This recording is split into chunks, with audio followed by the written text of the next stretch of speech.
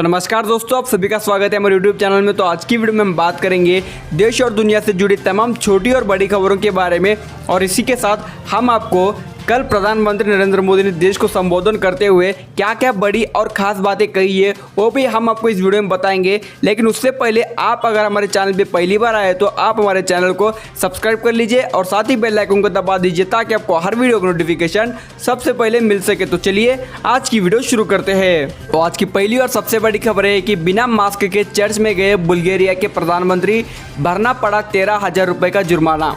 जी हाँ दोस्तों, आपको बता दें कि पीएम नरेंद्र मोदी ने अनलॉक 2.0 के बारे में बात करते हुए कोरोना से बचाव के लिए कड़े नियमों का पालन करने की बात कही है।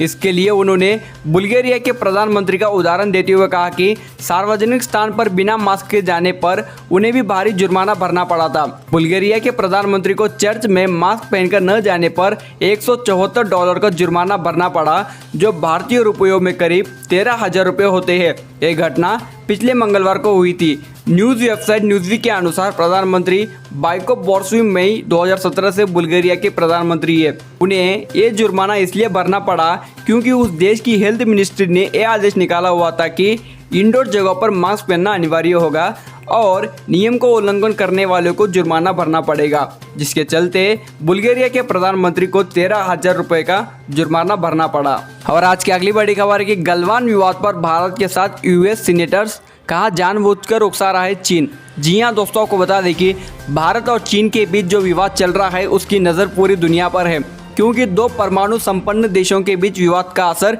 दुनिया की राजनीति पर पड़ता है। इस बीच अमेरिका के कई सीनेटर्स ने चीन को भारत के खिलाफ जानबूझकर आक्रामक रवैया अपनाने के लिए लताड़ा है। अमेरिकी सीनेटर मार्को रूबियो ने सोमवार को अमेरिका में भारत के राजदूत तरनजीत सिंह संधू से बात की। उन्होंने कहा कि चीन की ओर से बेवजह भारत के साथ खराब माहौल बनाया जा रहा है। हम इस मसले पर भारत के साथ खड़े हैं और डटे हैं। उन्होंने कहा कि भारत ने साफ कर दिया है कि भारत चीन के सामने झुकेगा नहीं।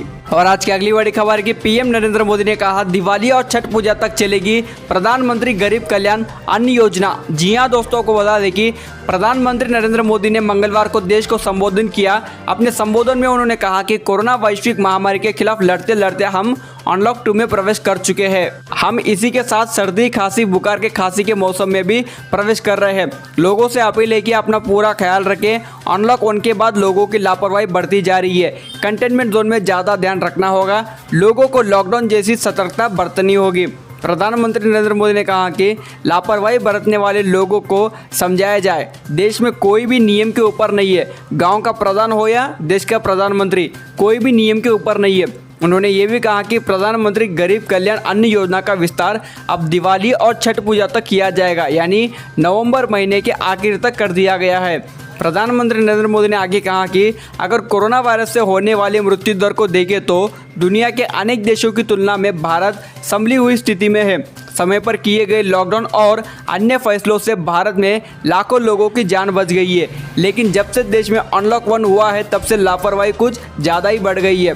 प्रधानमंत्री नरेंद्र मोदी ने कहा कि पहले हम मास्क को लेकर, 2 गज की दूरी को लेकर, 20 सेकंड तक दिन में कई बार हाथ धोने को लेकर बहुत सतर्क थे। अब सरकारों, लोकल बॉडी ऑर्गेनाइजेशंस को, देश के नागरिकों को फिर से उसी तरह की सतर्कता दिखाने की ज़रूरत है। और आज की अगली बड़ी खबर है कि टिकटॉक जैसे बैन हुए चाइनीज एप्लीकेशन को भारी नुकसान।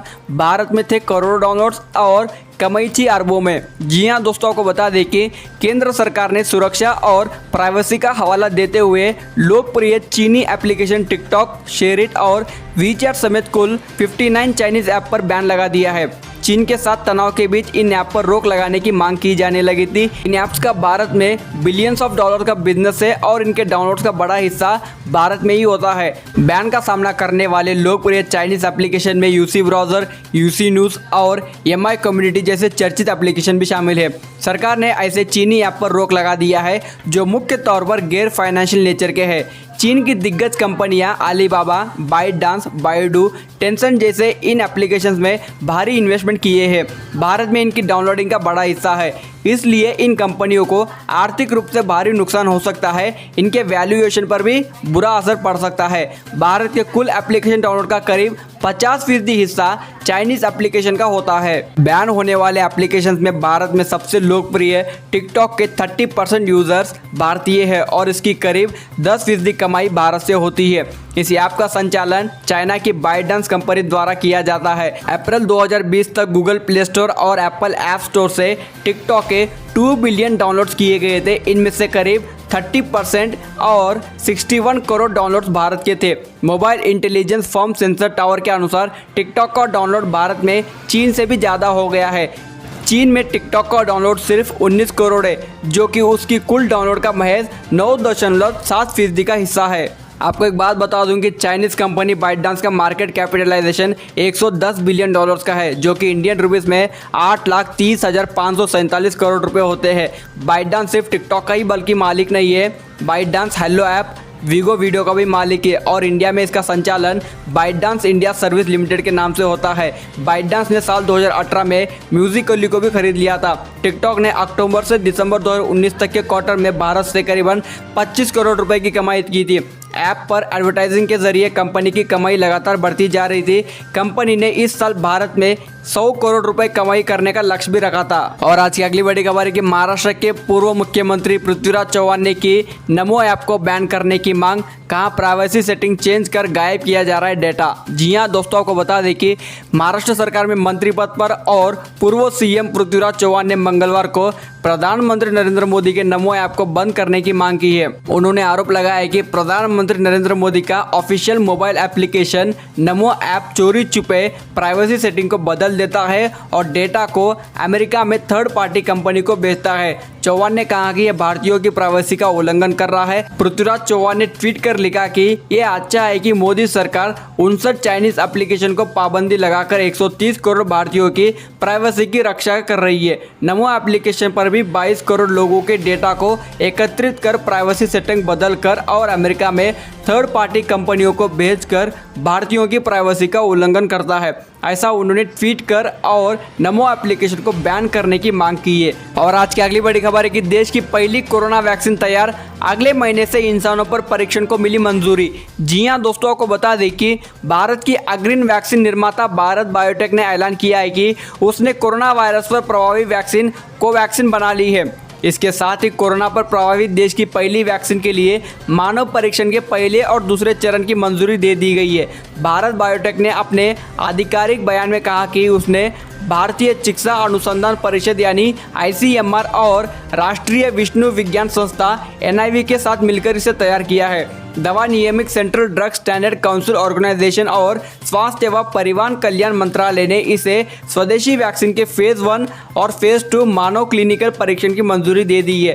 कंपनी ने अपने बयान में कहा कि अगले महीने से इस वैक्सीन का इंसानों पर परीक्षण शुरू हो जाएगा। कंपनी ने यह भी कहा कि corona virus strain SARS-CoV-2 strain को पुणे स्थित नेशनल इंस्टीट्यूट ऑफ वायरोलॉजी में अलग किया गया है और बाद में भारत बायोटेक को सौंपा गया है। और आज की अगली बड़ी खबर है कि अनलॉक 2 की नई गाइडलाइंस, मेट्रो, जिम और बार पर रोक बरकरार, स्कूल कॉलेज 31 जुलाई तक बंद। जी हां दोस्तों, आपको बता दें कि देश में कोरोना वायरस संक्रमण के बढ़ते प्रभाव को देखते हुए अनलॉक 2 में ज़्यादा छूट नहीं दी गई है। अनलॉक 2 में ध्यान रखा गया है कि लोग सोशल डिस्टेंसिंग का पूरा पालन करें। इसके लिए मेट्रो, बार, सिनेमा आदि पर रोक बरकरार रहेगी। अनलॉक 1 खत्म होने से एक दिन पहले केंद्र सरकार ने सोमवार रात अनलॉक 2 के लिए दिशा निर्देश जारी किया है, जो 1 जुलाई से प्रभावी होगा, यानी आज से होगा। स्कूल, कॉलेज और कोचिंग संस्थान 31 जुलाई तक बंद रहेंगे। उसके बाद राज्यों के साथ विचार विमर्श के बाद ही इन्हें खोलने का फैसला लिया जाएगा। केंद्रीय गृह मंत्रालय की तरफ से जारी दिशा निर्देश के मुताबिक अंतर्राष्ट्रीय उड़ानों पर अभी भी रोक रहेगी। हालांकि वंदे भारत अभियान के तहत अंतर्राष्ट्रीय उड़ानों को छूट रहेगी। घरेलू उड़ानों और यात्री ट्रेनों का दायरा भी चरणबद्ध तरीके से बढ़ाया जाएगा, लेकिन मेट्रो रेल, सिनेमा, जिम और बार बंद ही रहेंगे। और दोस्तों, इसी के चलते आपको बता दूं कि देश में कोरोना वायरस के कुल मामले 5,67,000 के पार चले गए हैं। इनमें से करीबन 3,35,000 लोग रिकवर भी हो चुके हैं और 16,893 लोगों की अब तक जाने जा चुकी है। और पूरे विश्व भर में कोरोना वायरस की वजह से 1,03,00,000 लोग संक्रमित हो चुके हैं और 52,40,000 लोग रिकवर भी हो चुके हैं और